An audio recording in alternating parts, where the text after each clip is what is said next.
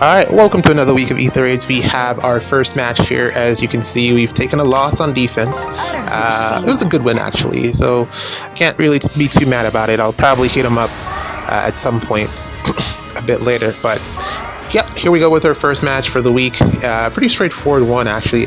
Actually, this isn't like if I had a tank team, or the only tank team that I have, if I had brought that, this would have been pretty easy. I'd just throw the tank unit out there, who is Marth, and then just kind of tank this. But unfortunately, that team is not set up, so we're gonna have to player phase this and try to figure it out as we go along. I think Lyn should be able to handle the majority of the threats here, except for Black Knight.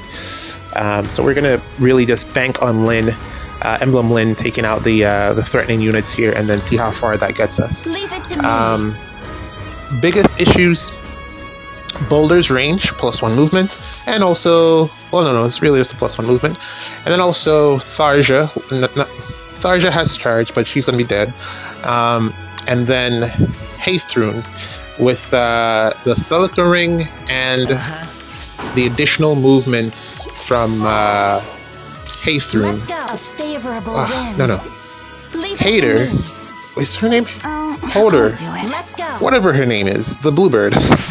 Plus Hathrun plus the Silica Ring is a dangerous combination, because that could potentially end up in your face right away with this particular terrain layout, map layout. That could be in your face right away, and you don't really, like, if you don't have a tank, you can't really deal with it. And this map, like, is pretty easy to tank. Like, you just bring Alphons and you win. The only unit that you'd probably be concerned about, in terms of Alphons, is Boulder, but you can easily avoid that side of the map and then just tank everything else with Alphons. The key here, and why I'm saying Alphons, or oh my god, well, I guess Alphons, yes, could do it, but really I'm trying to say Alfred, not Alphons. Alfred. The key in terms of using Alfred is you want to win the speed check. You don't want to get doubled. If you get doubled, you die. Like I've been saying for a while now. You don't want to get outsped. You don't want to get guaranteed follow-up. You don't want to use a slow armor on this particular map. Or Corrin could actually do it too. Corrin is also an answer. Not sending Thor up there yet. She will get stuck, and that is problematic. So for now, I just got to figure out a way to avoid the threat range of the opposing team here. We're going to put down the ice in a way that is beneficial, and then see where the movement leaves the rest of the opposing team. Should be pretty easy from here on out to clear. Well, relatively easy to clear, because I don't have a save, so I'm just banking on the ice and also AI movement to really protect my team. But I think it should be okay. That aside, we're here for another week. Like I said, the defense did take a bit of a hit, one hit, but it's okay. Usually you get at least 1 or 2. Typically, I think a good defensive season is 3 losses, even 4. I'd be okay with 4. That doesn't necessarily indicate a bad week. In terms of like a bad defense, rather, it just an indication that you got bad RNG, because for 4 losses to happen, it means that you've probably matched into 4 players who are skilled at the game, and there's at least 4 that are skilled at the game. So it's not really much that you can do to avoid something like that. Yes, you can try to build it, as best as you can, but if the player is good, and you're just gonna lose. Can't really do too much. Like I'm gonna say it's like football. Certainly. If who's good right now? Who's hot? If Barcelona roll up against Atletico Madrid, that's actually a close match. Not a good comparison. If in Brazil, I don't know. A lot of these matchups are close. I don't know. 1v1. Okay, if Usain Bolt, like if you're in a race against Usain Bolt, you're probably gonna lose. That's kind of what it boils down to. But yeah, as I said here, the movement worked out in my favor. Silica Ring prevented Hother, not the Silica Ring, the terrain preventing Hother from warping down and causing too many problems. She probably would have gotten a KO otherwise, but I put down the terrain on Corrin Ring is so good, man. Yes, it does slow down the game tremendously on defense, but when you have it on offense, it's a huge boon. And I guess it has to work both ways. I've been like trying to figure out ways to get around it for defense, because essentially what happens is that someone has to first break the ice that is blocking your team from initiating, and then someone has to come in and attack. So your team is automatically used up 2 actions. Then, third action, if the opponent has some type of foresight snare from Heimdallr, then you're going to need a third unit to come in and try to attack. And that third unit has to be either melee range or 2 range. And the reason being, depending on the order, the unit that does the most damage is going to go in first. Close your eyes. So depending on who you have, most people have like Ike, Byleth, stuff like that. That's also one of the reasons that the 3-range snipe from Byleth and those units that can hit from 3 range is so valuable, because once the unit goes in and then the foresight snare is triggered, that spot is now blocked. You can't dance that unit out, you can't reposition that unit out. Shadow Shift on defense is very, very difficult to trigger. So 3 range, it means that you need an additional spot to initiate from, because there's more than likely going to be someone stuck at melee range, because let's say they can't kill, and then 2 range, I'm going to assume that's your range unit, they're going to be stuck getting hit by the foresight snare, which means you need a third unit to come in, hitting from three spaces away to get the KO.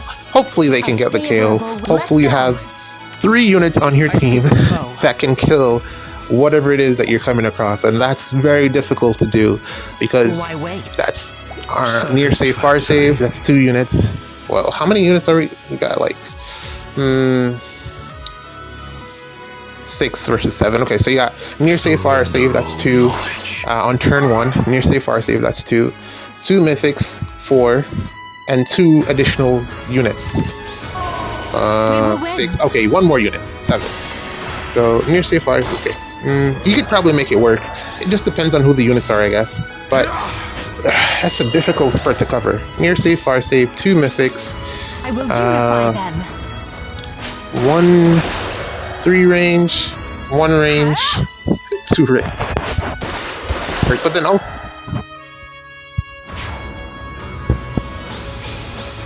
possible, you're really squeezing every ounce of action economy out of your defense looking at those numbers there. You're like cutting it down to the wire.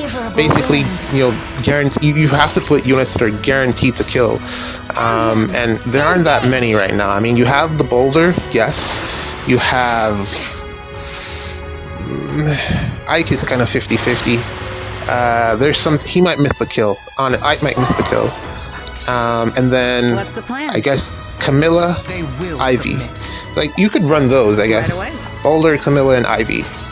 Those are pretty much guaranteed kills in most situations. One of them will get hit with a foresight snare. One of them will probably, well, actually no, that's terrible, because it has to be New Year's Boulder, so that's your melee.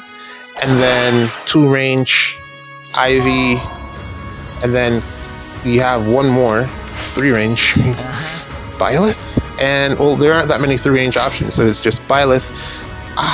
I like every time I watch Infantry Pulse's video, his ARD replays, I'm just so confused at how well his Byleth is doing. Like, my Byleth never does anything for me, and his Byleth is killing everything. So that's always confusing. But you're looking at Byleth, Celica, and the Lyn, the Harmonic Lyn, who kind of just does nothing. Like, in terms of the options that came out of that banner, she was kind of second place in terms of, or I guess second place is good enough, I guess, but she just kind of does nothing. Like, Ike is a ton better than her.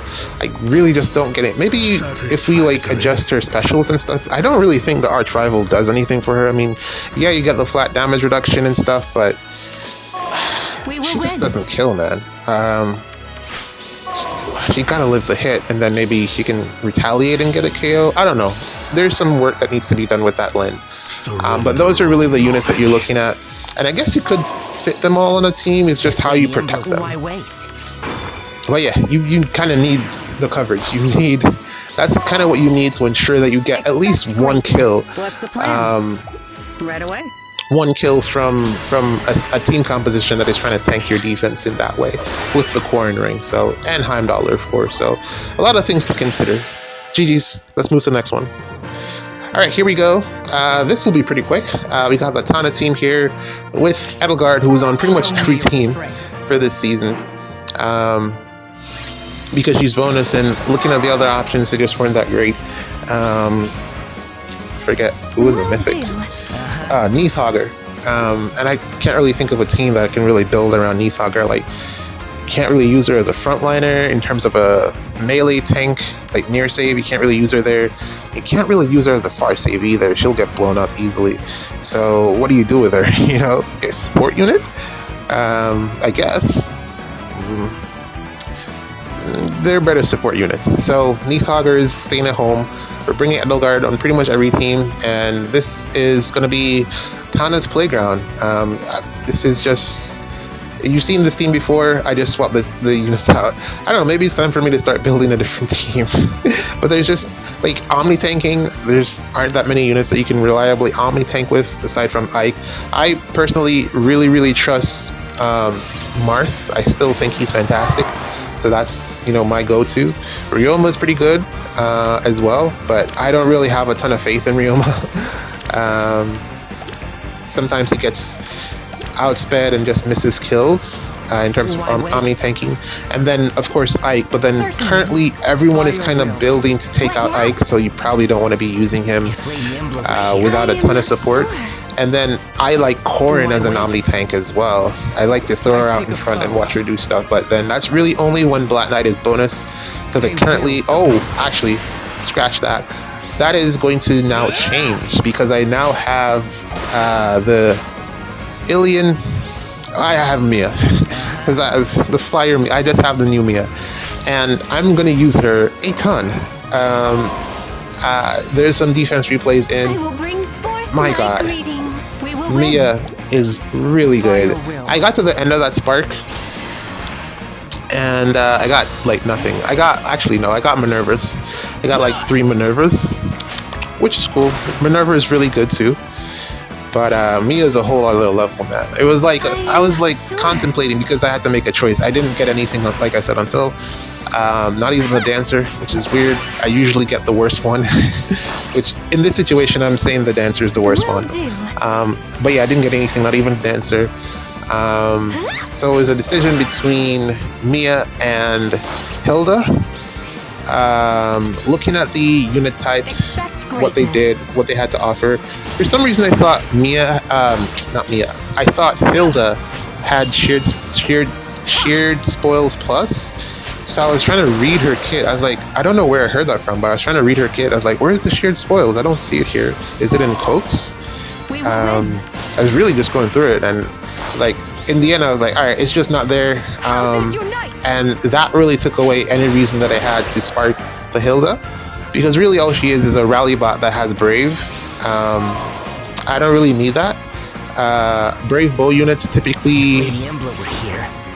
I mean, Baldur's gonna age really well, but like Brave bow, Brave colorless daggers. You have Lucina, because of the bonus effect that she has that gives additional stat swings, but she's having trouble killing things these days, referring to the ninja one. Brave bows, you just don't have that many, and she also has to win the speed check, of course, but you just don't have that many brave bow units that age very well. I can't really think of any aside from Baldur off the top of my head, and Baldur just has a ton of flat damage reduction. They just don't build a ton of bow units like that. So that plus the support that she offers, the Cokes being ambiguous in terms of what it does, getting the Brave effect, being able to get the Brave effect isn't like the most valuable thing in the world, because you can just run the Erica ring. I guess it does increase your options in terms of who can get the Brave support, but I mean, you can get the KO other ways. In terms of in comparison, Brave versus extra action, I would take the extra action. Granted, she does have the rally support in terms of getting the extra action, but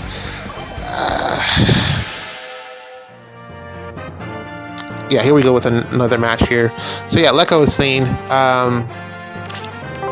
what's her face? Hilda. Yeah, she has that extra support in terms of getting another easy match here. Hilda has that extra support in terms of getting that extra action. Is it an extra action or is it just her moving? I don't know. You know, it's not actually an extra action. It's just her doing a positional assist. It's not like she's killing something and then going to kill something again. That's really what I would call an extra action. So, yeah, that's another mark against her. But yeah, just in comparison, Mia, she can actually do an extra action with the Edelgard ring. Reflex. Dodge, warping. She's basically like Boulder, but like with reflex. And now I have, what's the word here? Reflex that I can use regardless of whatever season it is. So Mia kind of ticked all the boxes when I thought about it. Like when I just did the comparison, pros and cons, Mia really came out heads and shoulders above Hilda. So I kind of just skipped Hilda. Even though typically whenever there's a harmonic or dual unit and I don't get them when I get to the spark, I always spark the harmonic dual unit because Resonance Battle. But that is 3 houses and what, Blazing Blades. Those 2 games have a myriad of units harmonic for Resonant Battles. So yeah, it didn't make any sense to get another one. If it was Roy's game, then I would definitely have picked Hilda if it was Roy's game. But because it's Elliewood and Lynn, I don't really need another unit for that game. So yeah, Mia, head and shoulders above everyone else in terms of what's the word? Value on that banner, in my opinion. I think if you had to, like, you could wait for a double special to come around and get Hilda then. I think that's probably the best option for you. On colorless, I don't think there's that many. We don't have that many great colorless units, so to have her as an option, you know, it'll give you a reason to summon on the banner at the very least, just to pick up a copy of her. She might even get paired with she might even get paired with Freya, if memory serves, at some point in the future. So that's good. But yeah, I picked up Mia. I don't think I'm going to fodder her. In light, even though I said the only thing good about her was her fodder, which is still true. Like, the main thing about her is her fodder. Her fodder is really good. But because I don't have, like, if I had that Ingrid that did the rally thing, I probably wouldn't have sparked this Mia. But I'm glad that I didn't pick up the Ingrid because I think this Mia is better. Certainly. Yeah, I think this Mia is better. I'm considering trying to get her.